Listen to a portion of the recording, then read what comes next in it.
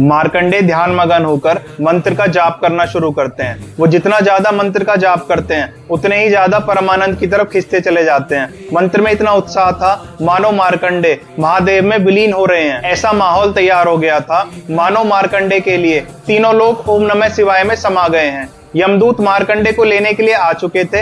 अब वो जैसे ही मार्कंडे की तरफ बढ़ते हैं तुरंत वापस पीछे आकर गिरते हैं मानो किसी अदृश्य शक्ति ने प्रहार किया हो। वो फिर से कोशिश करते हैं लेकिन नाकामी हाथ लगती है। वो यमराज के पास जाते हैं और सारी कहानी बताते हैं। यमराज मुस्कुराते हुए कहते हैं इस बार शायद मुझे खुद जाना पड़ेगा। अब अचानक से ध्यान मगन मार्कंडे का दम घुटने लगता है मानो किसी ने उनके गले में रस्सी का फंदा डाल दिया हो। मार्कंडे आंखें खोलकर देखते हैं तो स्वयं यमराज उनके सामने खड़े होते हैं जो उनकी आत्मा को लेने आए थे। वो दोबारा से मंत्र का जाप शुरू करने की कोशिश करते हैं लेकिन यमराज का पाश या फिर फंदा उनके गले में कसता जा रहा था। जब उनका शरीर साथ छोड़ने लगता है तो उनके आखिरी शब्द होते हैं हे महादेव, मैं आपकी इच्छा में समर्पण करता हूँ। अब यमराज थोड़ा रुकते हैं। हजारों डमरुओं की आवाज उन्हें घेर लेती है। उनके आगे पीछे ऊपर नीचे दाएं बाएं हर तरफ डमरुओं की आवाज होती है। बस स्वयं महादेव यमराज के रास्ते में खड़े थे। अब एक आदेश आता है बालक को जाने दो। यमराज हाथ जोड़कर विनम्रता से कहते हैं हे महादेव, मार्कंडे का धरती पर समय समाप्त हो चुका है।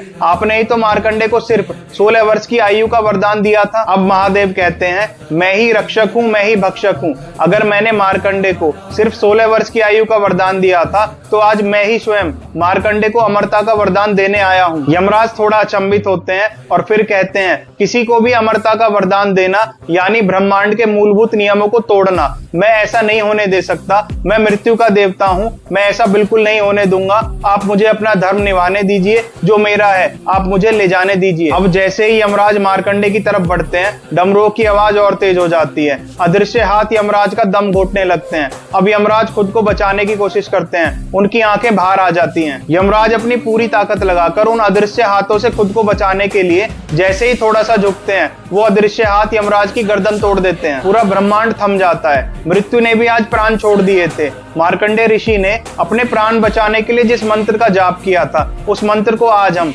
महामृत्युंजय मंत्र के नाम से जानते हैं।